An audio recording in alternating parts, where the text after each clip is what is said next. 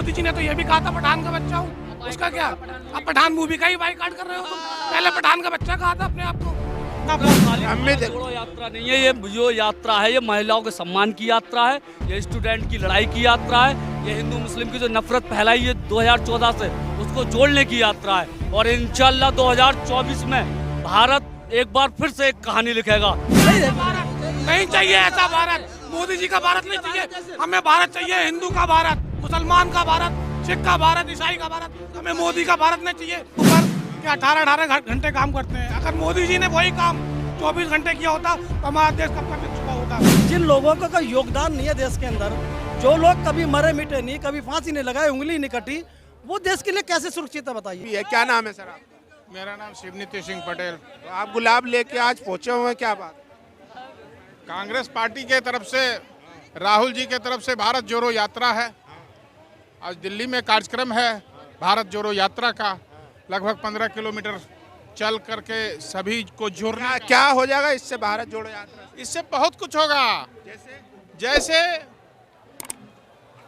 आम लोगों में ये विश्वास जगेगा कि हमारे कांग्रेस पार्टी में भी राहुल गांधी जमीन से जुड़े हुए नेता हैं। सारी समस्याओं का उनके पास है कि पहले नहीं थे जुड़े हुए।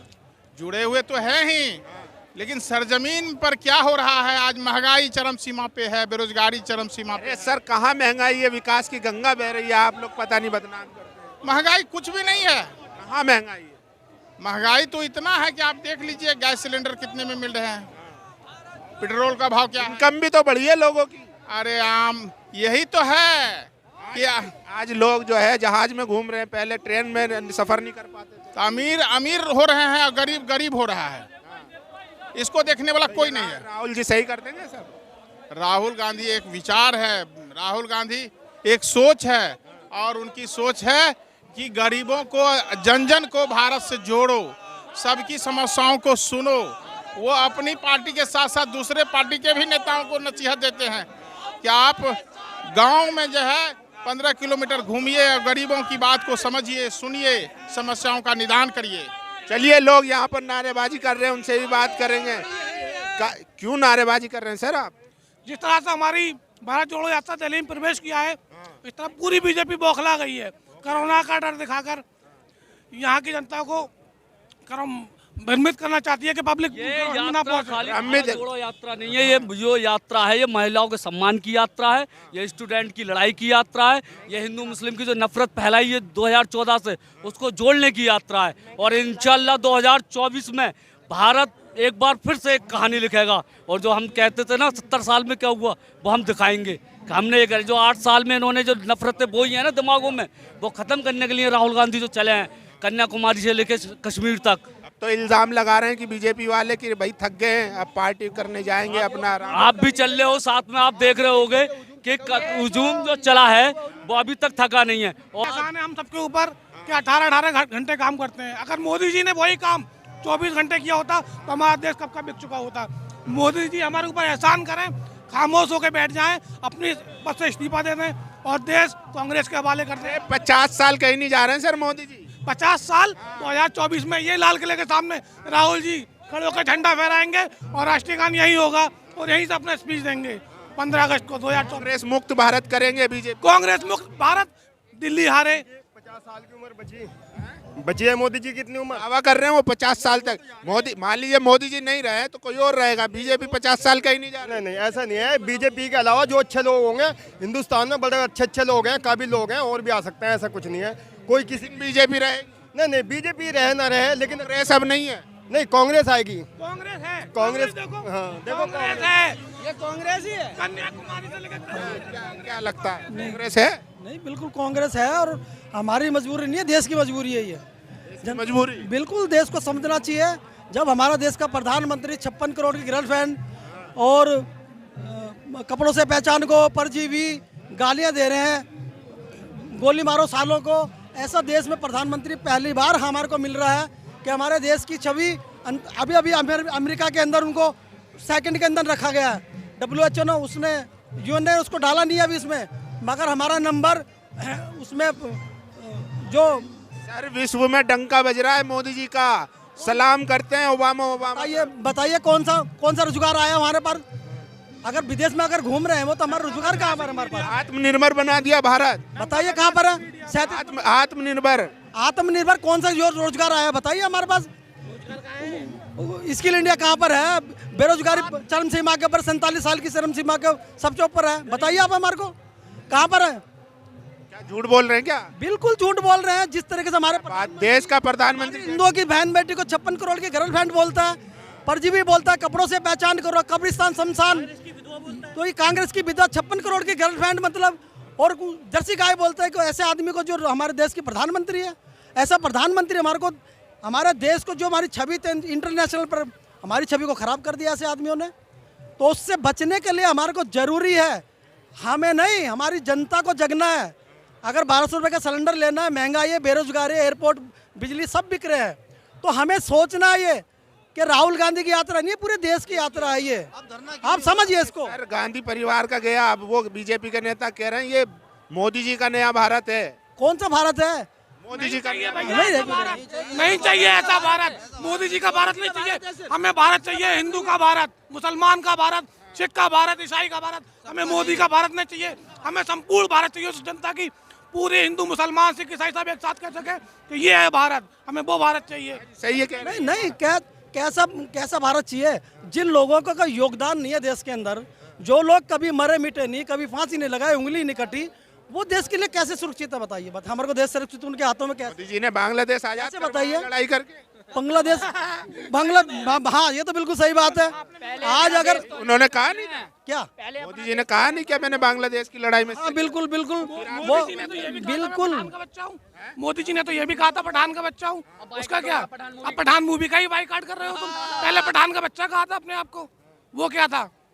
मोदी जी जो हैं सिर्फ जनता का माइंड डाइवर्ट करना जानते हैं। क्या बात है? मीडिया डाइवर्ट कर रही है। हैं?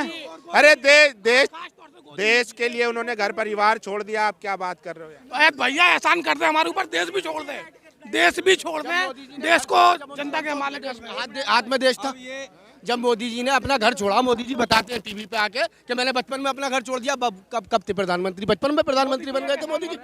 तपस्या कर रहे थे ना, तपस्या कर रहे थे। कांग्रेस देश लूट रहा था, तपस्या करके वो प्रधानमंत्री। तपस्या भी कर ली उसी बचपन में, एमए भी कर लिया उसी बचपन में, उन्होंने चाय भी बेच ली। कितने काम कर लिए एक बचपन में? एक गाना सुनाना उसी बचपन में उन्होंने देश भी संभाल लिया। क्या कर लिया? कितने काम कर लिए बचपन में भाई, ये तो बता दो। मल्टी टैलेंटेड है, कहते हैं 18 घंटे आप काम। भी तो मल्टी टैलेंटेड हो। आप कितना काम करते हो? आप बताएं। आप भी तो मल्टी टैलेंटेड हो मेरे भाई। आप कितना काम करते हो? मैं कितना काम करता हूँ? सिर्फ पूरे हिंदुस्तान में मोदी जी मल्टी टैलेंटेड है और कोई नहीं है। आप लोग खाने का विरोध करते हैं, क्या कह रहे हो भाई? मैं एक गाना सुना, बहारो फूल बरसाओ, हमारे राहुल गांधी जी आने वाले हैं। 2024 में भाजपा ही धाराशाह हो जाएंगे और हमारे प्रधानमंत्री श्री राहुल गांधी जी बनेंगे देश के।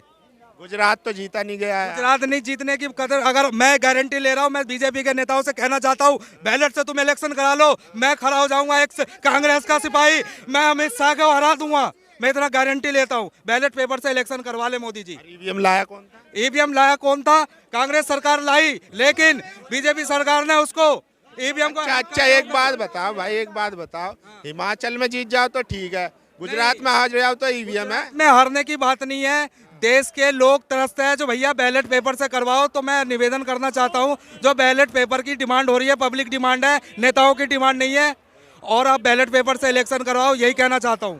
मैं बिहार बेगूसराय बिहट गांव से हूं, कन्हैया कुमार के गांव से। हमारा कन्हैया आज एक गांव का नेता नहीं, एक बिहार का नेता नहीं, पूरे भारत का लोकप्रिय नेता हो गया है। जो और गिरिराज सिंह को एक संदेश देना चाहता हूं, जो तुम 2024 में आप आ जाओ और बेगूसराय से आप हार के जाओगे इलेक्शन, और हमारा भाई कन्हैया कुमार संसद भवन में अभी तो हराया था, अभी हरा नहीं था। बैलेट पेपर से होगी इलेक्शन 24 में। बैलेट पेपर से होना चाहिए। अच्छा क्यों? 100% क्यों होना चाहिए? बिल्कुल होना चाहिए। ईवीएम से क्या है, बहुत ऐसे ये एमसीडी में भी सोशल मीडिया पे हो ना, आप सोशल मीडिया में खुद देखो, ईवीएम भी हेरा फेरी दिखाई गई है। हाँ दिखा। क्यों नहीं दिखाई है? आप देखते ही नहीं हो, आप अपना मीडिया चला रहे हो, गोदी मीडिया चला रहे हो, और क्या?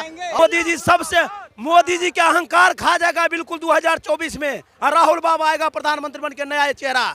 लगातार उनको जिता रही है जनता, आप क्यों जिता रही है? उससे कम है। वो गुजरात जीता तो मैं हिमाचल जीता। यूपी में डिम्पल यादव 2,76,000 वोट से मोदी कभी जिंदगी में जीतेगा, उसका बाप भी नहीं जीतेगा। नहीं जीतेगा। हाँ नहीं जीतेगा, कभी भी नहीं जीतेगा। देखिए लोगों में नाराजगी है लगातार जो है ईवीएम और उसको लेकर। बोलते हैं पप्पू, मेरा राहुल बाबा का पप्पू बोलता था, वो भी तो सब बोला हम प्रधानमंत्री हैं, वो भी तो बोला मीडिया के सामने। पप्पू क्यों बोला? एक यूथ नेता है राहुल गांधी, गरीबों का नेता है, यूथ नेता है। हाँ 52 साल के। 52 साल, हमें भी 40 साल हो रहा है उम्र, मैं लग रहा हूँ 16 साल के लड़का हूँ।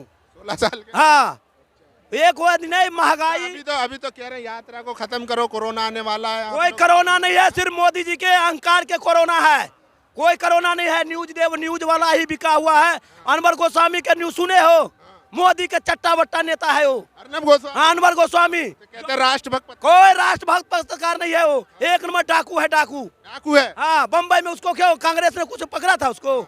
उसने सिर्फ भारत जो कांग्रेस तो वो तो लेगी ना बदला तो लेंगे ही लेंगे। जनहित बीजेपी ने हमें सिखाया है अरेस्ट करना उन्हें। हमारा सरकार कांग्रेस कभी भी आज तक हम लोग किसी को अरेस्ट करके जेल नहीं भजवाया। लालू जी को जेल क्यों सिर्फ भजवाया? जो लालू जी से डरता था मोदी। अगर लालू जी अगर जेल से बाहर रहेगा तो मुझे लोकसभा नहीं जीतूंगा 2014 वाला। करप्शन करेंगे, जेल तो जाएंगे। कोई करेक्शन नहीं हुआ। आज एंट्री करा लो, मोदी के जितने भी नेता है, अगर देश के पूरा पैसा अगर दे दे। ये जो एजेंसी सुन तो लो बात, तो ये एजेंसियां जो काम कर रही है सीबीआई, ईडी, वीडी, ये सब फर्जी है। सब उसका दामाद है। किसका? बीजेपी का। सब उसका दामाद है बीजेपी का, मिली जुली सरकार है उनकी। आज सरकारी एजेंसियां दामाद सारे उन्हीं का है, चट्टा बट्टा हमारा कोई नहीं। आज राष्ट्रपति जो मुर्मू बना है उनकी बात नहीं सुनता है मोदी का, तो आज पछता रहा है मोदी जब मैं उसको राष्ट्रपति कैसे बना दिया। मगर मुर्मू जी एक नंबर राष्ट्रपति प्रधान है, बहुमूल्य है वो, बढ़िया है वो, अच्छा काम कर रही है वो, समझे। यात्रा को अब क्या करेंगे? वो तो एडवाइजरी जारी कर रहे हैं, सुन लो पहले। एडवाइजरी जारी कर रहे हैं भाई, कोरोना आने वाला है, यात्रा को खत्म करो या हमारा प्रोटोकॉल जो है उसको लागू करो। कोई कोरोना नहीं है सर देश के अंदर में, सिर्फ मन का भावना है। मोदी को लग रहा है 2024 में चुनाव हार जाएंगे, इसी तरह कोरोना का बहाना बना रहा है वो, यात्रा का डर। हाँ इसी डर से ये जो सुलभ है ना 50 लाख आदमी को, वो देख के डर रहा है मोदी, समझ गए। हाँ बिहार में भी देखे थे रिजल्ट, बिहार का रिजल्ट देखे थे। 10 बजे रात तक कोई अति निकलता है, 4 बजे खत्म हो जाता है रिजल्ट। 10 बजे रात तक रिजल्ट निकला तेजस्वी को हराने के लिए। मगर क्या हुआ उससे? तेजस्वी यादव डिप्टी सीएम बनेगा और 2 महीने के बाद मुख्यमंत्री भी बनेगा और टारगेट करेंगे 2024 में। 24 में हाँ पक्का डन है, कोई माइकल ने हरा सकता है। कौन होगा मोदी जी की टक्कर में? कौन? मोदी जी के टक्कर में राहुल बाबा भैया होगा। तो कहते हैं कि वो तो लीडर ही नहीं है, क्वालिटी इसके जैसे गरीब नेता मसिया मानसूम के इतिहास। गरीब क्या बात कर रहे हैं? कहते राजकुमार है के राजकुमार तो देश के भविष्य है। आज नरेला इंडस्ट्री के अंदर 50 कम से कम 80-50 आदमी मर गए चलो झुलस के। बीजेपी वाले क्या बोला, ये तो मरते रहते हैं, मगर आज तक इंक्वायरी नहीं हुई। फैक्ट्री मालिक मोदी बीजेपी का था, कुछ नहीं हुआ। 50 लाख झुलस गए। यूपी बिहार का पूर्वांचल का आदमी था,